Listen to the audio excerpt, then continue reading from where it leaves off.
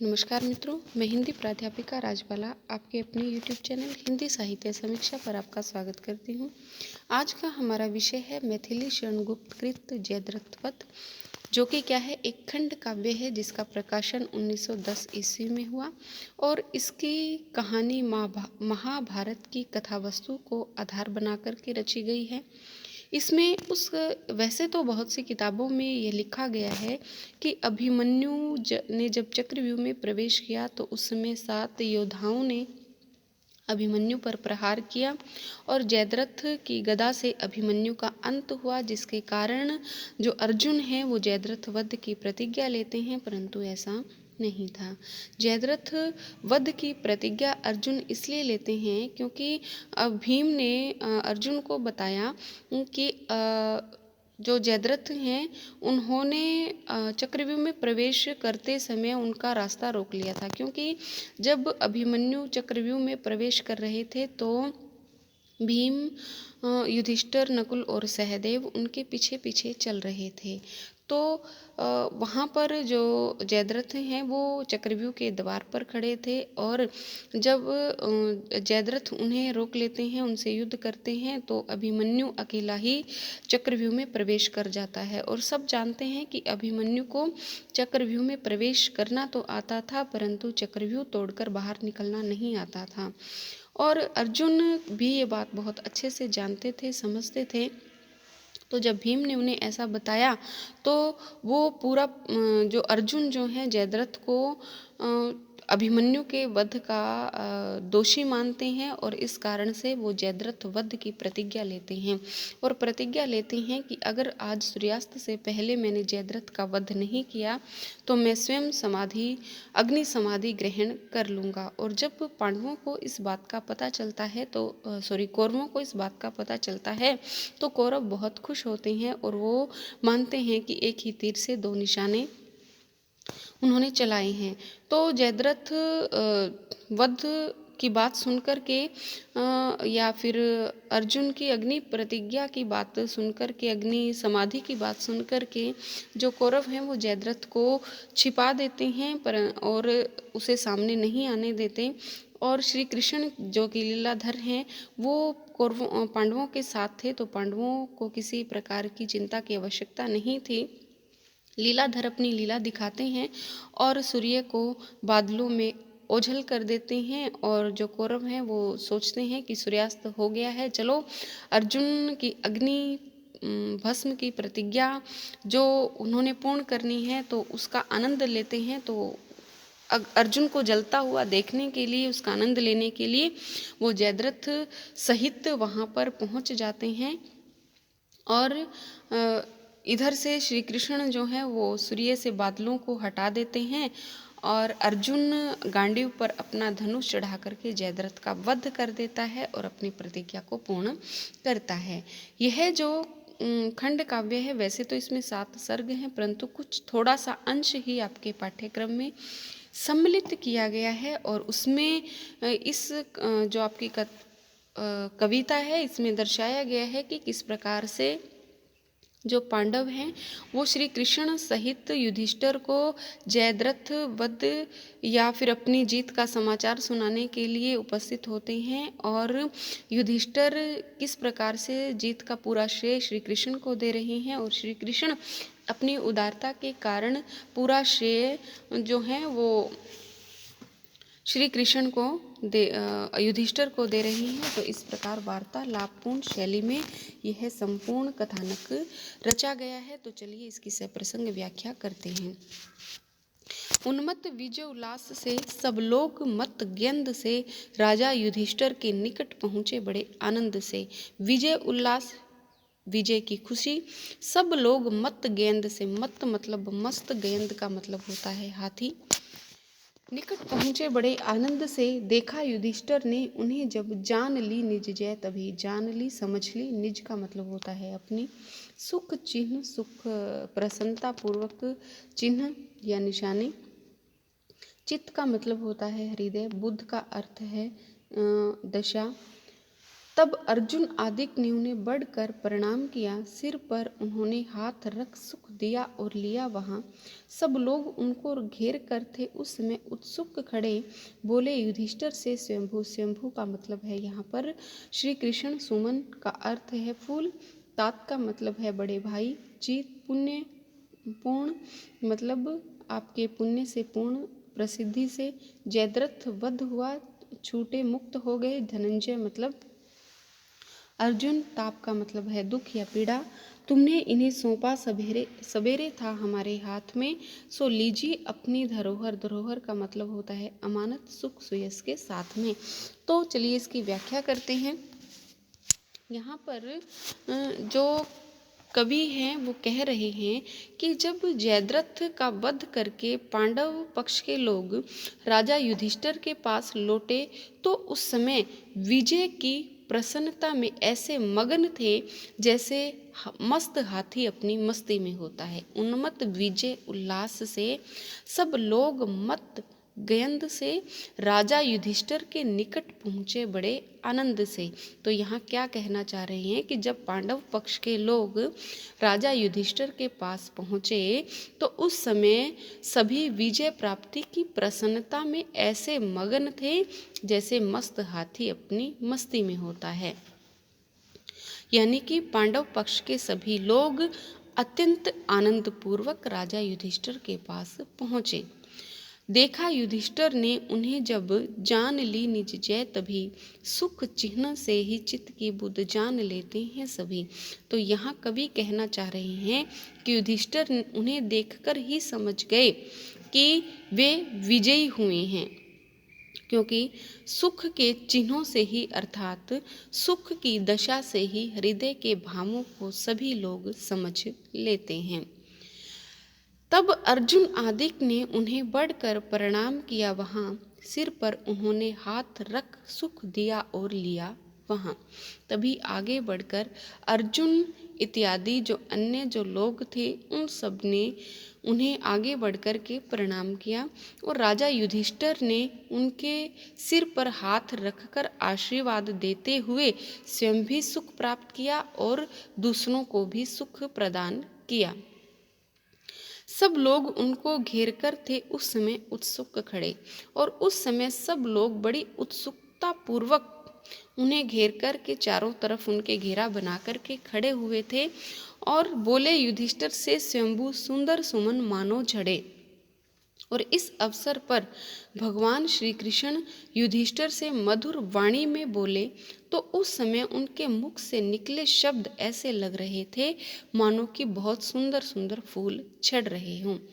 हे तात, जीत हुई तुम्हारे पुण्य प्रताप से।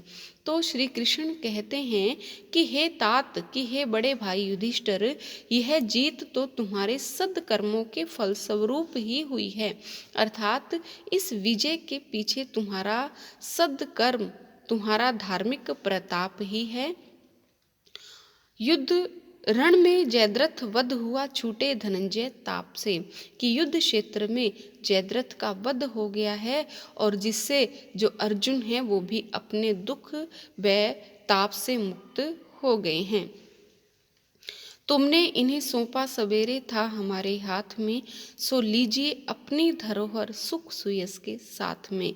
वो कहते हैं कि हे युधिष्ठिर, आपने हमें बहुत ही आपने सुबह हमारे ऊपर विश्वास करके आपने अर्जुन को हमारे हाथ में दिया था, यानी कि हमें सौंपा था, और सो लीजिए अपनी धरोहर सुख सुयस के साथ में। और अब आप अपनी धरोहर यानी कि अमानत अर्जुन को अत्यंत सुख एवं यश पूर्वक पुनः ग्रहण कर लीजिए। कहने का अभिप्राय है कि जयद्रथ वध से अर्जुन का जो यश है वो और भी अधिक बढ़ गया था। तो यहाँ पर कवि ने जयद्रथ वध को पांडव पक्ष की सफलता बताते हुए उनके हृदय की प्रसन्नता मुक्त दशा का सजीव चित्रण किया है। सुंदर सुमन में क्या है, अनुप्रास अलंकार है, मानो झड़े, मानो मनु, जानु, जनु उत्प्रेक्षा अलंकार है। और यहाँ पर मत गेंद से में उपमा अलंकार है। तो इस प्रकार यहाँ पर अनुप्रास, उपमा, उत्प्रेक्षा अलंकारों का सुंदर प्रयोग हुआ है। अर्जुन की वीरता की ओर इसमें संकेत किया गया है तथा श्री कृष्ण की उदारता का इसमें उल्लेख किया गया है। और इसकी शैली जो है वो वर्णनात्मक शैली है। ठीक है, तो चलिए अगले पद्यांश की ओर चलते हैं। सुनकर मधुर घन शब्द को पाते प्रमोद मयूर जो, श्री कृष्ण के सुन वचन सबको सुख हुआ भरपूर त्यों। मयूर सुनकर मधुर, मधुर मतलब मीठा, घन शब्द बादलों की आवाज, प्रमोद का मतलब है प्रसन्नता, मयूर का मतलब है मोर। श्री कृष्ण के सुन वचन सबको भरपूर हुआ त्यों, सुख हुआ भरपूर त्यों राजा युधिष्ठिर हर्ष से, प्रसन्नता से, सहसा का मतलब है अचानक, कुछ भी न कह सके थे भक्ति के गुरु भार से। गुरु भार का अर्थ है बहुत अधिक वजन, मानो वचन उनके थके। साक्षात चराचर नाथ, साक्षात प्रत्यक्ष चराचर सजीव और निर्जीव, चल और अचल, तुम रखते स्वयं हो जब दया, आश्चर्य क्या फिर जो जयद्रथ युद्ध में मारा गया। आश्चर्य का अर्थ है हैरानी।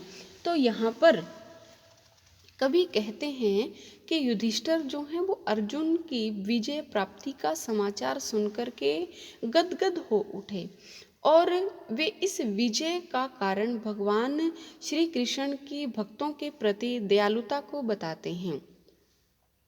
भगवान श्री कृष्ण ने युधिष्ठिर को अत्यंत मधुर शब्द कहे, जिन्हें सुनकर वहाँ कि सुनकर मधुर घन शब्द को पाते प्रमोद मयूर जो, कि जिस प्रकार जब भगवान श्री कृष्ण ने युधिष्ठिर को अत्यंत मधुर शब्द कहे तो उन्हें सुनकर वहाँ उपस्थित जन, वहाँ पर उपस्थित लोग इस प्रकार प्रसन्न हो जाते हैं जिस प्रकार बादलों की मधुर ध्वनि को सुनकर मोर प्रसन्न हो जाते हैं।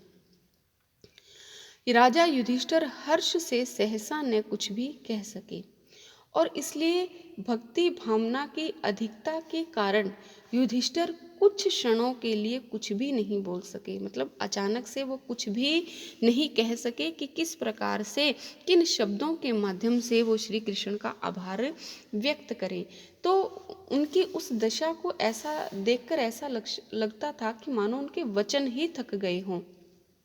वे पुनः कहने लगे और उन्होंने कुछ कहने का प्रयास किया। वो कहते हैं कि साक्षात चराचर नाथ, तुम रखते स्वयं जब हो दया, आश्चर्य क्या फिर जो जयद्रथ युद्ध में मारा गया।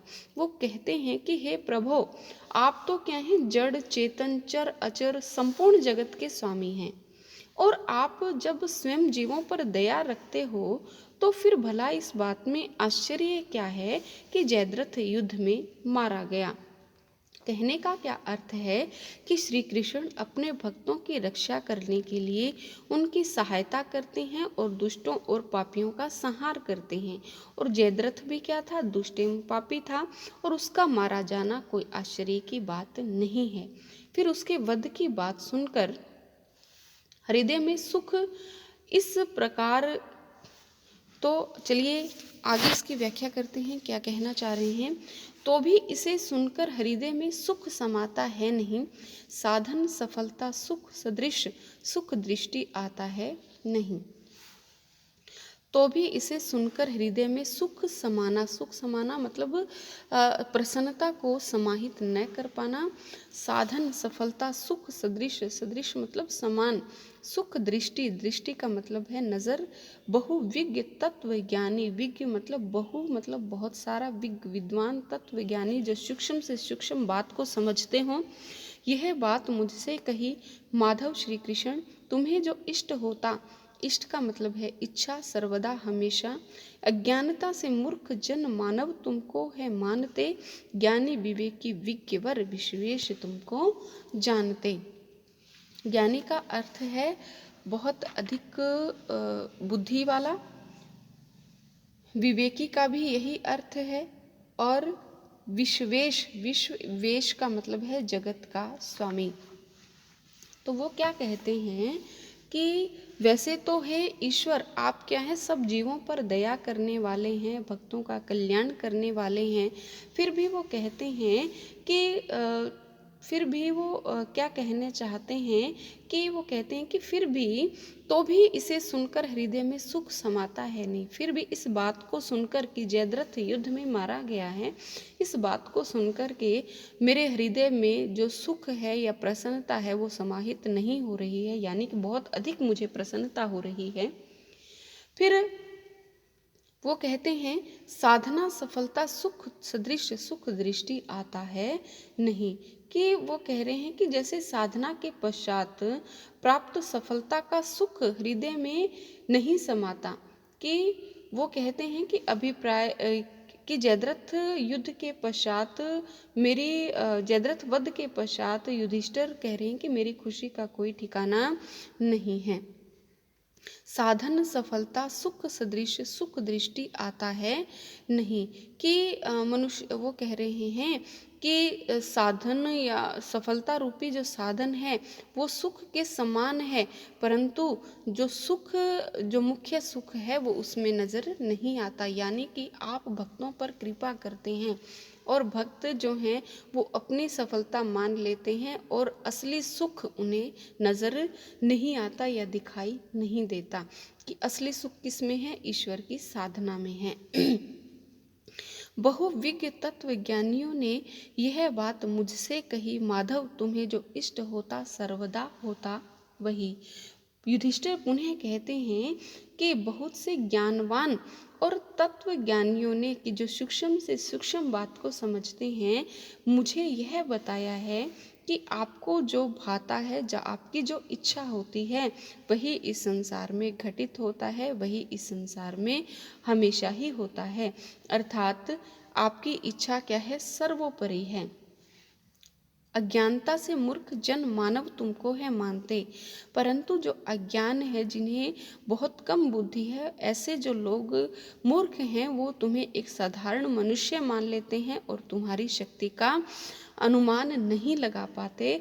परंतु जो लोग क्या हैं, ज्ञानी हैं, विवेकी हैं, जो आपके विषय में बहुत कुछ समझते हैं, विश्वेश तुमको जानते, वे हे इस जगत के स्वामी तुम्हारी शक्तियों के विषय में बहुत अच्छी प्रकार से जानते हैं और समझते हैं। तो यहाँ पर भाषा कैसी है, तत्सम प्रधान भाषा है, और इसमें किस प्रकार की शैली का प्रयोग किया गया है, वर्णात्मक शैली का प्रयोग किया है। और यहाँ पर भगवान श्री कृष्ण को चराचर का स्वामी बताकर कवि अपनी भक्ति भावना का परिचय प्रदान कर रही हैं। चलिए अगला पद्यांश देखते हैं। जो कुछ किया तुमने स्वयं, हे देव देव हुआ वही, जो कुछ करोगे तुम समय आगे वही होगा सही। जो कुछ स्वयं तुम कर रहे हो रहा अब है तथा है हेतु मात्र। हेतु मात्र मतलब साधन मात्र। कर्ता करने वाले तुम ही हो सर्वथा। सर्वथा मतलब हमेशा।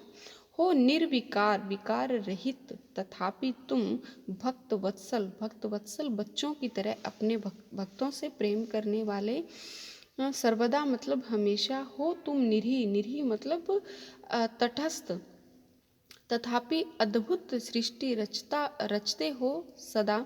आकारहीन तथापि तुम साकार संततः सिद्ध हो। संततः मतलब लगातार। वो क्या कह रहे हैं कि कवि कह रहे हैं कि भगवान श्री कृष्ण ही इस संपूर्ण जगत के स्वामी हैं, और युधिष्ठिर अपनी कृतज्ञता व्यक्त करते हुए कह रहे हैं कि जो कुछ किया तुमने स्वयं, हे देव देव हुआ वही। कि हे महाराज, जो इस संसार में जो कुछ भी होता है वो आपकी ही इच्छा से होता है। जो कुछ करोगे तुम स्वयं आगे वही होगा सही, और वही आप ही सब कुछ करने वाले हैं, और जो भविष्य में तुम करोगे वही होगा उससे ज़्यादा कुछ भी नहीं हो सकता। जो कुछ स्वयं तुम कर रहे हो रहा अब तथा, और जो कुछ वर्तमान में हो रहा है वह भी तुम कर रहे हो।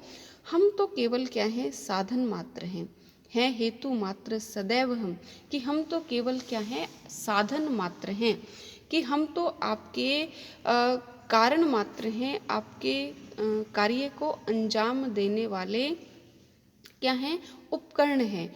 तुम हेतु मात्र सदैव हम, करता तुम ही हो सर्वथा सर्वदा, कि वास्तविक कार्यकर्ता तो इस संसार में क्या हो, केवल आप ही हो निर्विकार तथापि तुम, कि हे ईश्वर यद्यपि तुम क्या हो, निर्विकार हो, विकार रहित हो, किसी प्रकार का काम क्रोध लोभ मोह आप में नहीं है, परंतु हो भक्त वत्सल सर्वदा, और आप अपने भक्तों से बच्चों की तरह प्रेम करने वाले हो, यानी कि माता पिता के समान तुम अपने बच्चों की रक्षा करते हो।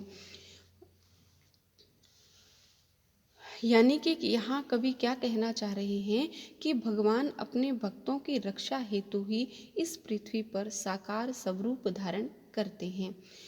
यद्यपि तुम, वो क्या कहते हैं कि हो तुम निरह तथापि अद्भुत सृष्टि रचते हो सदा, कि यद्यपि तुम क्या हो, इच्छा रहित हो, निरीह हो, तटस्थ हो, फिर भी आप हे ईश्वर एक अत्यंत विचित्र सृष्टि की रचना करते हो। आकारहीन तथापि तुम साकार संततः सिद्ध हो, कि हे ईश्वर आप क्या है, आकारहीन है, कि आपका कोई रंग रूप भेद नहीं है, फिर भी आप क्या है, साकार संततः सिद्ध हो। फिर भी आपके विषय में यह बात प्रसिद्ध है कि आप लगातार क्या है, अवतार लेते रहते हो, कभी राम के रूप में, कभी विष्णु के रूप में, और कभी श्री कृष्ण के रूप में इस पृथ्वी पर आकर आप भक्तों पर कृपा करते रहते हो और दुष्टों का संहार करते रहते हो। आपके लिए यह बात क्या है, जगत प्रसिद्ध है। आगे वो क्या कह रहे हैं कि सर्वेश होकर भी सर्वदा तुम प्रेम वश्य प्रसिद्ध हो, करते तुम्हारा ही मनन, मुनि रत तुम्ही में ऋषि सभी, संतत तुम्ही को देखते ध्यान में योगिंद्र भी।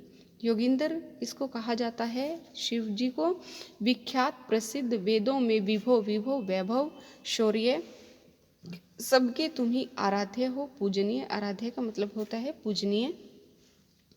कोई न तुमसे है बड़ा, तुम एक सबके साध्य हो। साध्य का अर्थ है जिसके लिए साधना की जाती है, जिसके लिए तपस्या की जाती है।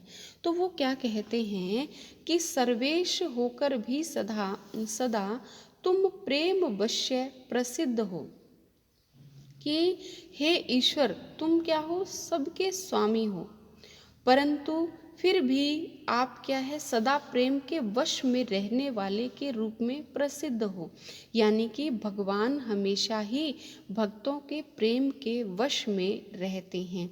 जैसे कि सूरदास बताते हैं कि गोपियाँ जो हैं श्री कृष्ण को अपने प्रेम के कारण एक छचिया भर छाछ के लिए उंगलियों पर नचाती थी। तो वो वही बात यहाँ पर मैथिली शरण गुप्त भी कह रहे हैं कि हे ईश्वर आप क्या हैं, सबके ईश्वर हैं, परंतु आपके लिए बात प्रसिद्ध है कि आप भक्तों के प्रेम के वश में है, यानी प्रेम से आपको काबू में किया जा सकता है, वश में लाया जा सकता है। हे प्रभु करते तुम्हारा ही मनन, मुनि रत तुम्ही में ऋषि सभी, कि हे प्रभु सभी ऋषि मुनि आदि सदा आपका ही चिंतन मनन करते रहते हैं, और यहाँ तक भगवान शिव भी अपने ध्यान में, अपनी तपस्या में केवल तुम्हारा ही ध्यान करते हैं, तुम्हारा ही जप करते हैं। विख्यात वेदों में विभो विभो, कि हे प्रभु आप वेदों में भी तुम ही सबके आराध्य अथवा पूजनीय बताए गए हो, सबके तुम ही आराध्य हो, कि जितने भी वेद हैं, उपनिषद हैं, चाहे कोई भी धार्मिक ग्रंथ है, सभी में यह बताया गया है कि आप ही केवल एक सबके पूजनीय हैं, सभी तुम्हें आपको ही प्राप्त करना चाहते हैं। कोई न तुमसे है बड़ा बड़ा, तुम एक सबके साध्य हो। अर्थात वो कहते हैं कि कोई भी आपसे महान नहीं है और तुम सबके मध्य विराजमान रहते हो, सबके साध्य हो। अर्थात सभी आपको प्राप्त करने के लिए निरंतर साधना करते रहते हैं। कि कहने का भाव यह है कि ईश्वर महान होते हुए भी सभी प्राणियों के हृदय में विद्यमान रहते हैं। तो उम्मीद है कि आपको यह व्याख्यान बहुत अच्छा लगा होगा, समझ में भी आया होगा। और अगर आपको मेरा व्याख्यान अच्छा लगा तो मेरे चैनल को लाइक, शेयर और सब्सक्राइब करना मत भूलिएगा। चलिए इससे अगला जो भाग है उसे अगली वीडियो में करेंगे। तब तक के लिए धन्यवाद। जय हिंद, जय भारत।